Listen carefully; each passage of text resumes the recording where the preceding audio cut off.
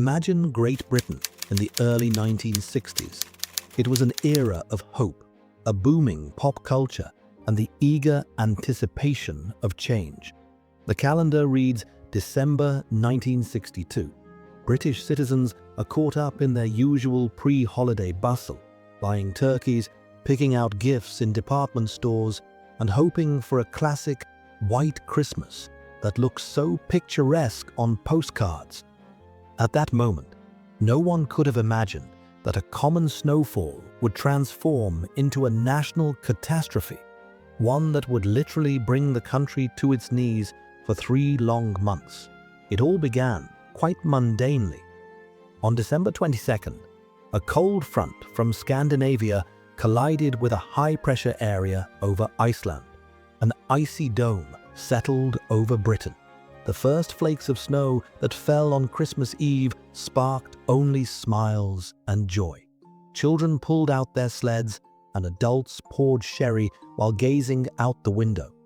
But by the morning of December 26th, Boxing Day, the smiles began to fade. A massive blizzard slammed into the country. This wasn't the soft English snow that melts before it even touches the pavement. This was a dense, dry, and endless stream of icy needles, driven by hurricane-force winds. Within hours, visibility dropped to 0.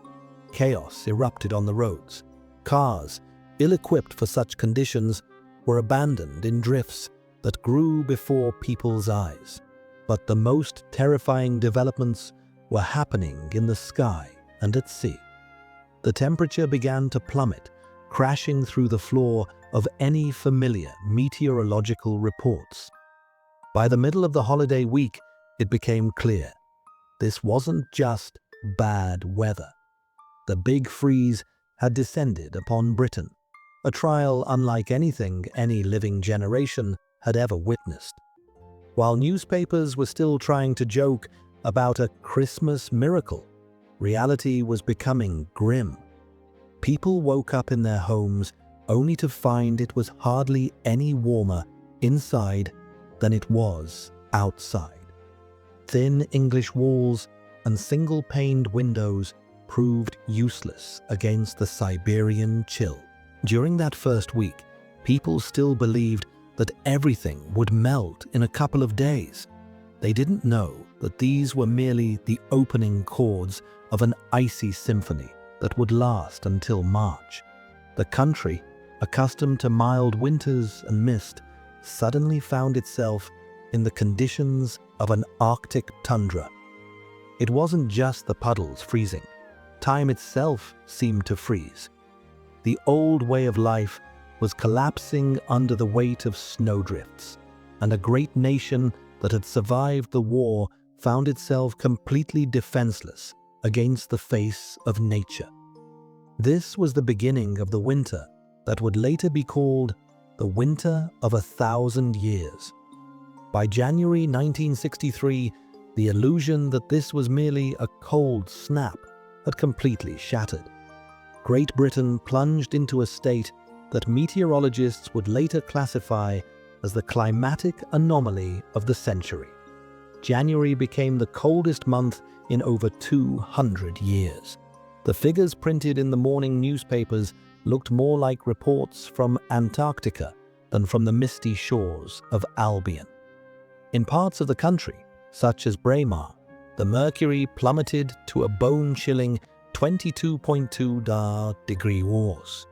For a nation where a temperature of 0 is already a cause for concern, this was a death sentence for the rhythm of daily life. But figures are just dry statistics. The true shock came when the British people witnessed what was previously thought impossible. The Thames, London's great artery, its pride and its symbol, began to turn into solid ice. For the first time in decades, the river froze so thick that in some places people risked walking out to its very center. Yet even this paled in comparison to the scenes on the coast. In the county of Kent, where the waves of the English Channel usually batter the cliffs, the sea simply stopped. For miles out from the shore, the water transformed into a vast, jagged field of ice. Eyewitnesses recalled a surreal landscape, frozen crests of waves and seagulls wandering in confusion across the salty ice. Britain had become an island locked in an icy fortress. The ground froze to a depth of nearly 3 feet. The snowfalls were relentless, and under the force of hurricane winds, the snow didn't just settle. It built walls. In the rural areas of southwest England and Wales, snowdrifts reached the incredible height of 20 feet. That is the height of a 2-story house. Entire villages and small towns were effectively erased from the road map. People were entombed in their own homes. To get outside, they had to dig tunnels through drifts that blocked even their 2nd-story windows. Telephone lines snapped under the weight of the ice, and electricity pylons collapsed, leaving thousands of people in a tomb-like silence and darkness. The country was transformed into a patchwork quilt of isolated islands of survival. Trains stuck in snow canyons were abandoned along with their cargo because it was physically impossible to reach them. At that moment, it became clear nature had not just challenged the technology of the 20th century, it had completely nullified it. Britain in 1963 faced a reality where man was once again tiny and helpless against an element that had turned a flourishing land into a silent, white desert. As the true scale of the elements became clear, Britons faced a new and terrifying reality. Their own homes, their castles, had suddenly turned into traps. In 1963, central heating in the United Kingdom was a luxury available to only a few. The vast majority of families relied on coal fireplaces in their living rooms.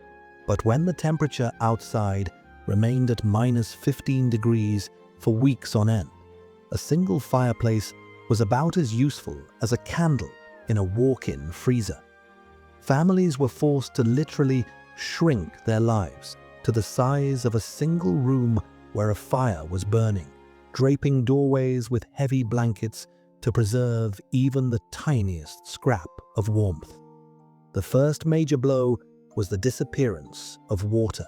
Pipes laid shallowly underground or even along the exterior walls of houses froze solid. Millions of people woke up in homes where not a single drop emerged from the taps. Life turned into an endless quest for water. City dwellers stood in long, shivering queues at standpipes, huddled in worn-out overcoats, while those in rural areas were forced to do what their ancestors had done hundreds of years before: melt snow on their stoves. But even the stoves didn't always work. Gas pressure in the system dropped to critical lows, and electricity was constantly cut off due to failures on the lines. Coal, Britain's black gold, became the #1 deficit. Because of the snowed-in roads and frozen railways, fuel deliveries ground to a halt. People were willing to give their last penny for a sack of coal, but it simply wasn't there. In some towns, authorities introduced strict rationing. Even if you had the money and the coupons, you had to stand for hours in a piercing wind, hoping the delivery truck would arrive at all. Food also became a luxury. Vegetables in the fields literally turned to stone, and grocery trucks were stranded in drifts several meters deep. But perhaps the most striking and surreal symbol of this domestic hell was the milk lollies. In those years, milk was delivered to the doorstep early in the morning. Due to the incredible cold, it froze in the glass bottles before the homeowners could even pick them up. The expanding ice would push the foil cap upward, and a frozen cylinder of cream several inches high would rise above the neck of the bottle. Children looked at this as a strange miracle. But for adults, it was a grim sign. The cold was winning. Inside the houses, walls became covered in a thick layer of frost, wallpaper peeled away from the damp and chill, and people went to bed wearing coats, hats, and every blanket they owned. It was a battle for survival, where the main enemy was not hunger, but the omnipresent, bone-chilling air that you simply could not hide from. When it seems that nature has finally gained the upper hand, it is time for what the British call the stiff upper lip, unyielding endurance. The winter of 1963 was not only a time of suffering, but also a moment of incredible unity. When roads vanished under 20-foot drifts and entire counties, such as Devon and Somerset, found themselves cut off from civilization, those for whom no barriers existed stepped in. The Royal Air Force, RAF, launched one of the largest peacetime humanitarian operations in history.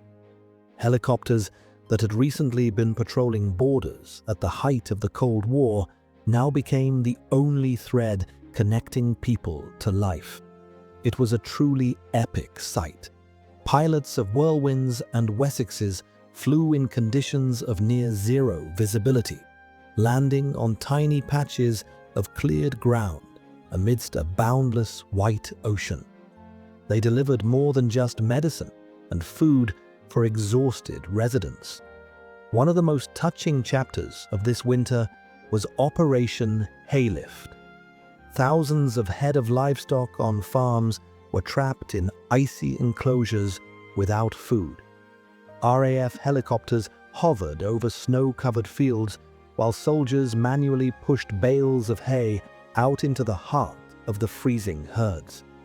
Without this intervention, the country's agriculture would have been utterly devastated. But heroism was not only found in the skies.